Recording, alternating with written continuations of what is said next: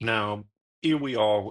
I'm continuing my expert negotiation with the mayor's daughter, clerk Mara. Again, I mean, we talk about that patronage, yeah. So Lyric going from her ongoing brooding to a near, maniacal laughter. Everyone suddenly realized that her hair color changed to purple and pink, and let's just say everyone is confused. So I've seen some strange thing in my life, but this is a new one for me.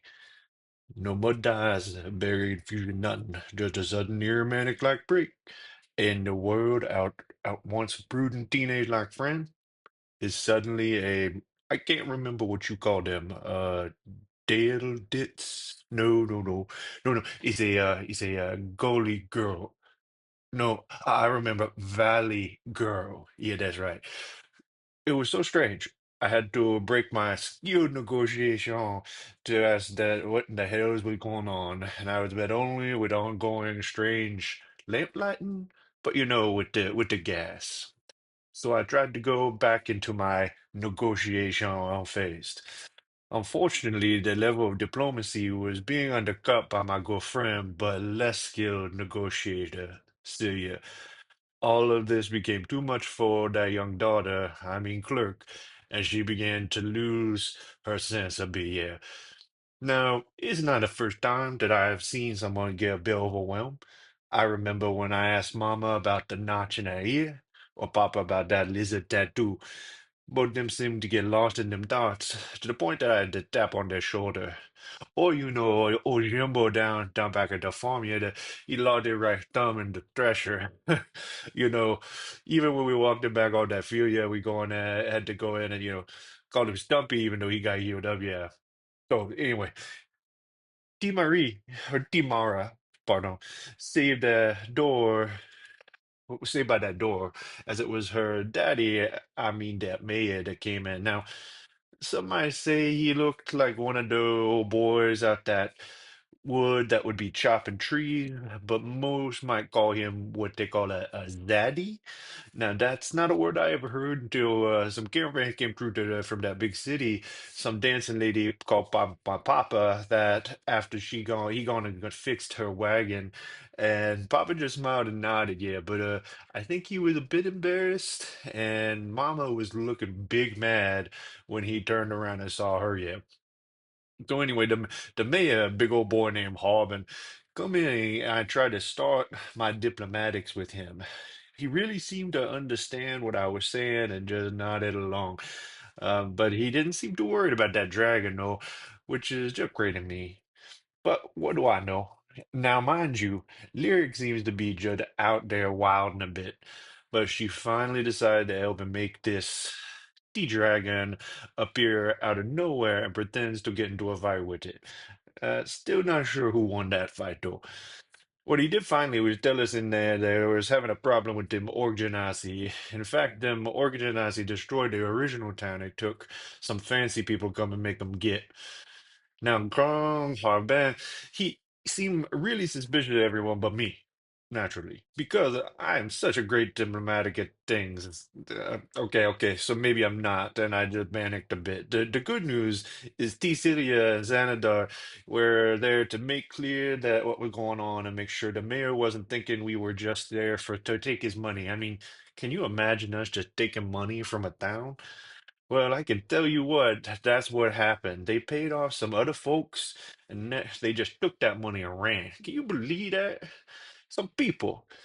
Anyway, we made sure to show him that flag and tell him that we had run into them Orjanasi and we were here to just hang around now.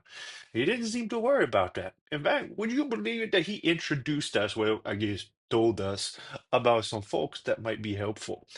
First, he mentioned Abracadabra or Adabra, the Gila lady with that lion bat over by her windmill thing. He seemed shocked. That old man seemed shocked about that lion bat. He also mentioned Grand Al or Big Al. He got himself a ranch and told us that Grand Harbin that he sees some orc tracks, and Grand Al seen some orc tracks. The Diver, he's a lumberjack, and that's okay. He works all night and he run business in Neverwinter in the day. Now they're the garden gnomes or Norman garden. Je sais pas. I can't remember, but old Harbin, he thought Lyric's new personality would match with theirs. Now, here we are making some great inroads with the man, and Lyric decides to go and act a fool. So she done gone and tied the man laces, making him go fall over, yeah. And that grandmother gets up. Lyric doesn't even do a barrel and toss a knife at a wall. I thought we were done for sure. But I guess it's down to Desperate, eh?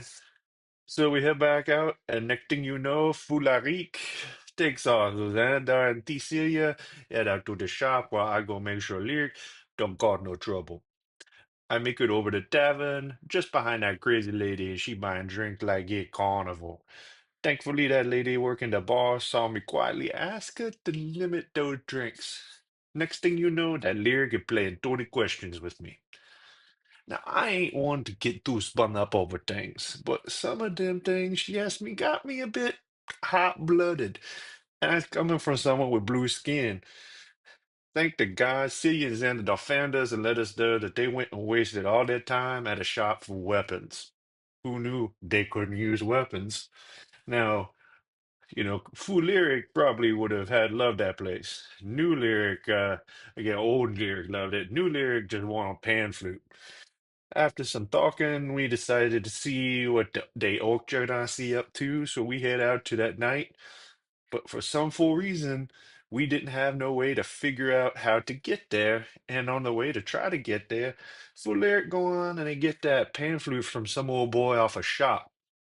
So here we are preparing to go out of town, and we eventually have to go to some old guy named Elvar. For some reason, he gives us a map, and I'm guessing he's gonna want that money for that time. Anyway, we figure out we get to Grand Isles, and it's going to take at least 3 days. Lord, why we can't just stay in one place. So here we are heading out with barely any light left. We finally decide to rest, and Celia decides to get in some of her drinks and don't pass out. Next morning, Fulyric is fighting with that strange bird, so we keep on going, running to that little town. And I think it's called Canned cranberry? No, no, candyberry. That's right. So that old bird done get sent off looking for something and find out that something isn't right. Now, I ain't a damn fool. I ain't gonna just go charging in to see what's going on. So I wait, and Cecilia lets me know that everything all right, so here I come.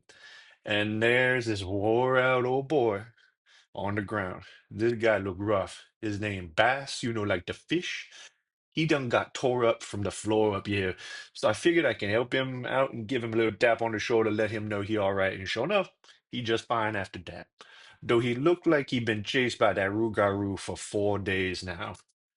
All the while, Fulurek is talking about to a horse and ends up just saying orcs.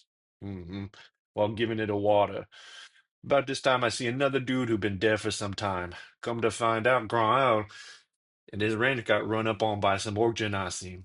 So all of us talking about what we should do and decide we best go help, even though we are getting a bit tired at this point. Before leaving, we want to put Bass's old buddy to rest, so we get him moving, and Xanadar done create a hole in the ground. Now the problem is this old boy, I think his name was Roy, was fairly tall. So we had kind of to fold him into the ground. Never seen someone bend that way in such a way, but I guess it don't bother him none. So off we'll go to Grand Isles. We see three lights out in that distance. One that looks like it's moving, and we are all just taking cover. Lord knows what we about to get into.